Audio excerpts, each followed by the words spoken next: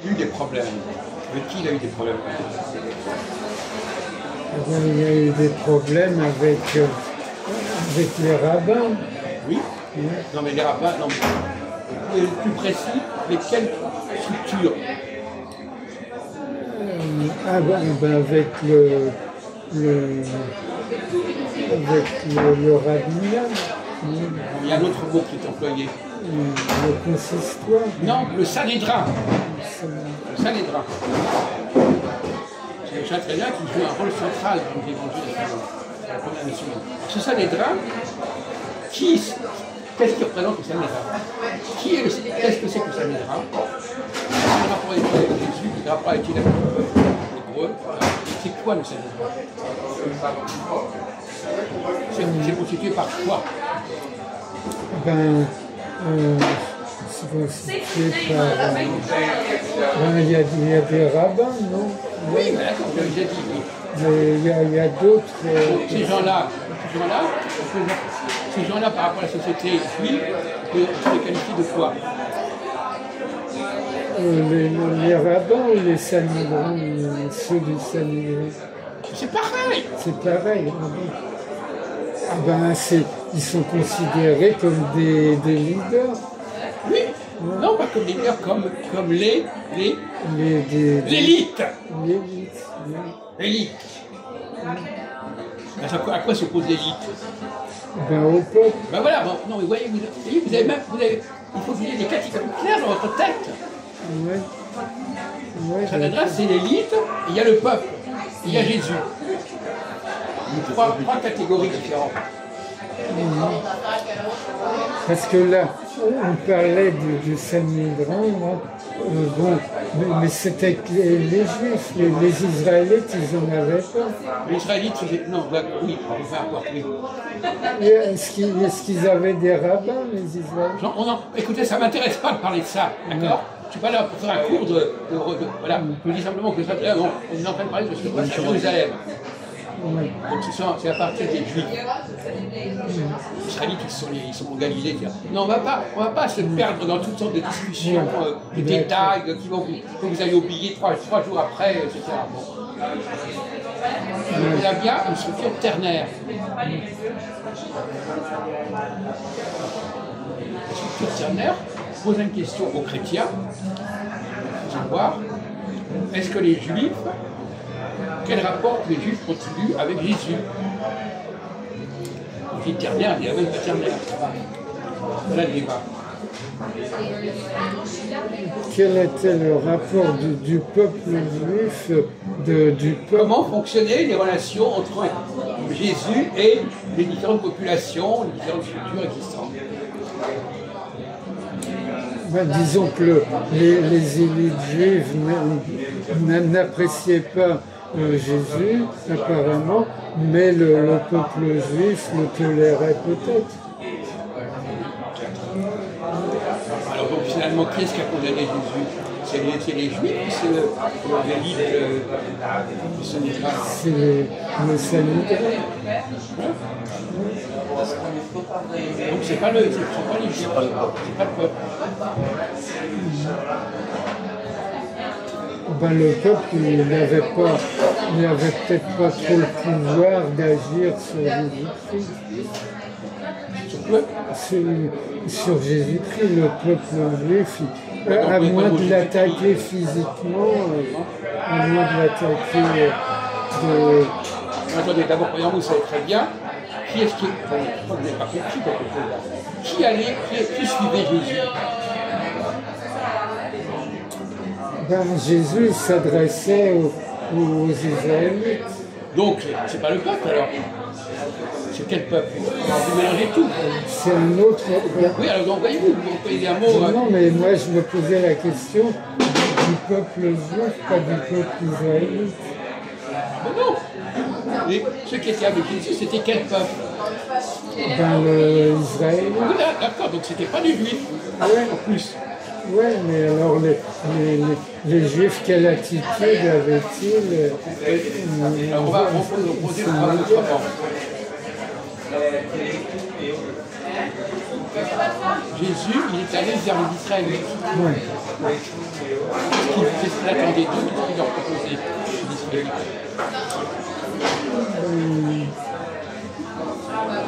On leur proposait de découvrir plus en détail l'amour de Dieu. Vous dites n'importe quoi là. Non mais là vous dites n'importe quoi. Une brogue, c'est de la poésie, c'est n'importe quoi. La fabulation. Ben, c'est ce qu'il disait. Bon, écoutez, calmez-vous.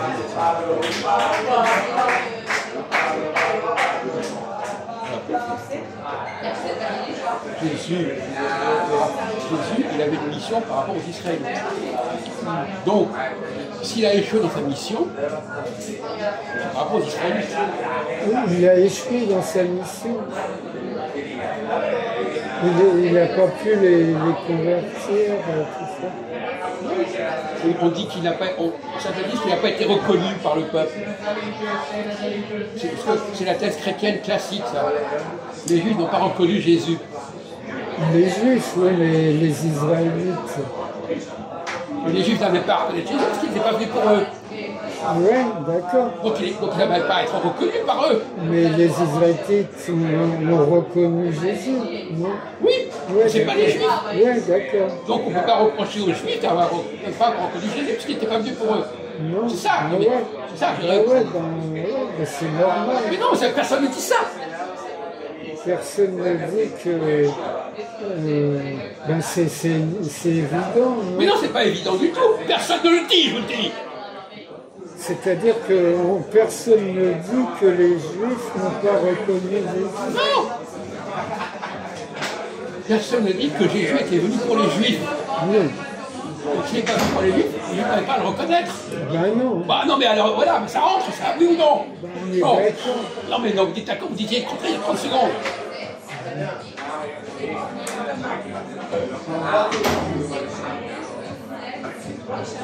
Jésus est venu pour guider les Israélites comme Moïse l'avait fait en son temps. Et les Hébreux n'avaient rien à voir avec ça. Aujourd'hui, les chrétiens disent que les Juifs n'ont pas reconnu Jésus. Vous comprenez ça? Vous comprenez où est le problème? Les Juifs n'ont pas reconnu Jésus.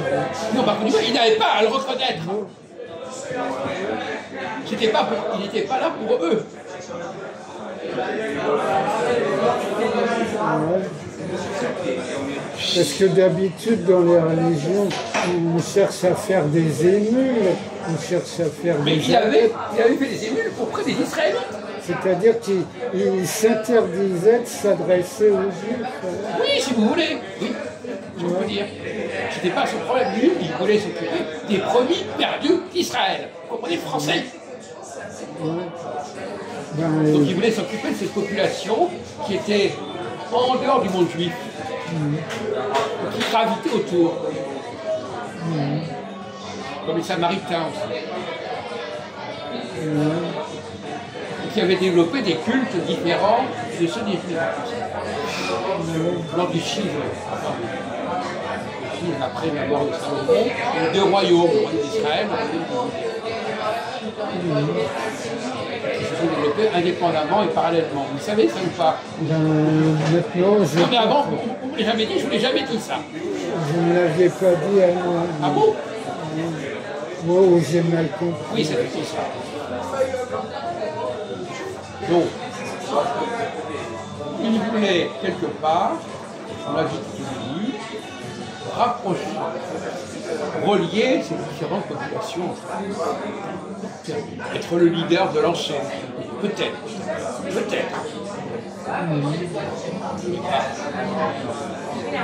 Mais globalement, il est venu pour les Israélites. Comme Moïse a été envoyé, il n'est pas venu pour les Israélites parce qu'il en faisait partie. Même comme Moïse n'est pas venu aux Israélites parce qu'il en faisait partie, il n'en faisait pas partie. Il a été envoyé pour eux. Pourquoi? Parce que le leader, il appartient à aucun peuple.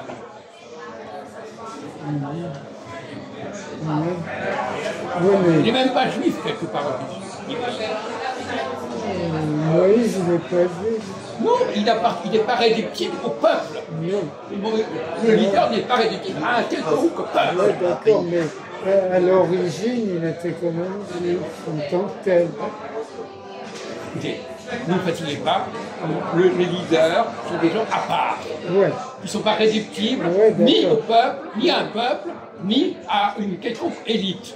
Oui, mais alors on peut se demander pourquoi le Dieu des Israélites, c'est ça, il a choisi quelqu'un d'origine juive et pas quelqu'un d'origine israélite pour être le leader.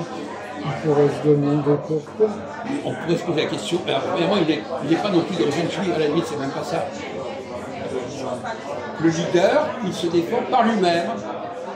Il choisit par Dieu, par lui-même, il n'est pas choisi parce qu'il appartient à tel ou tel groupe. Oui, mais là, en l'occurrence, il y a deux cas qui se sont présentés, et à chaque cas, c'était quand même quelqu'un d'origine juive qui a été choisi. Oui, si on veut, mais c'est anecdotique à la limite. Si on regarde aujourd'hui, par exemple, dans la société moderne, bon, voilà, les juifs peuvent très bien diriger un groupe dont ils ne font pas partie. Ouais. Les origines du sous-groupe. Il y a des origines du sous-groupe. Je ne comprends pas. Oui, mais d'accord. Non, mais je comprends. Le leader est une race particulière qui n'est pas réductible à aucun peuple. Non, mais c'est ça, vous l'aurez fait dire, ah oui, je suis juif, non.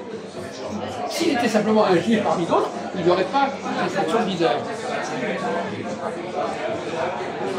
Mais c'est pas, ce que nous disons, c'est pas uniquement au niveau de la religion, c'est universel. C'est le problème des leaders, il est universel, il n'est pas réductible. La Bible, c'est déjà un exemple parmi 100 autres. C'est une sociologie de base. C'est toujours comme ça.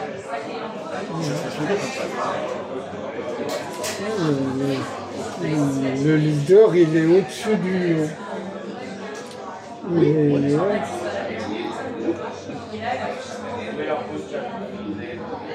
Il a une capacité de rassemblement qui lui est donnée par la providence.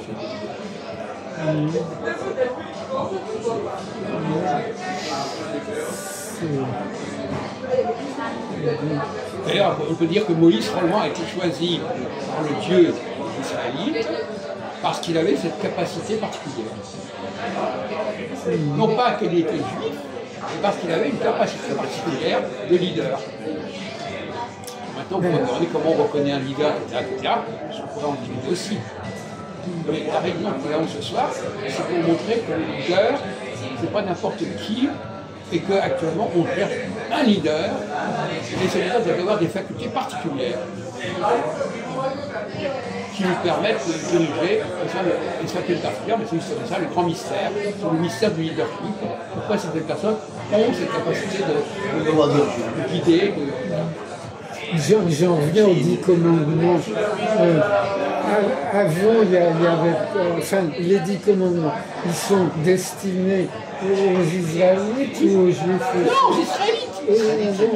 Les Juifs, ils n'ont pas de commandement, alors. Ne mélangez pas. Par la suite, on a fait des mélanges, vous comprenez? Voilà. Donc, on a fait des mélanges. Voilà, donc on ne s'y retrouve plus. Voilà. Mais dans l'origine. On n'est pas arrivé avec un gros sabot comme ça, tac, tac, tac, tac, tac. Bon. Après, les Juifs et les Israélites se sont mélangés et on a tout mis dans un même sac. Tout était globalisé. Et ça bloque complètement la perception des choses. Voilà. Donc les Juifs actuels, c'est pas comme les Juifs d'origine. Pourquoi? Puisqu'ils sont mélangés avec les Israélites. Non, on ne parle pas des mélanges, on parle des idées. Les textes ont été mélangés. Oui, c'est ça. Donc la religion juive actuelle n'est pas la même que la religion d'avant Moïse, Oui, au moment de Moïse. Écoutez, bon, ça va. Non, mais vous avez un gros sabot, c'est pas la peine. Donc, dit simplement que les 10 commandements ont été donnés aux Israélites. Maintenant, qu'ensuite, pour des raisons qu'on pourrait expliquer, qu'ensuite les Juifs aient récupéré ces 10 commandements et se soient appropriés, c'est un autre problème. Bon, enfin, ça c'est un petit peu trop compliqué pour votre tête. Bon, donc c'est pas la peine d'aller trop loin. Mais les choses sont, vous savez, un historien, ces choses sont très complexes, il faut savoir décortiquer. On va dire, voilà, à un moment donné, c'est comme ça. Non.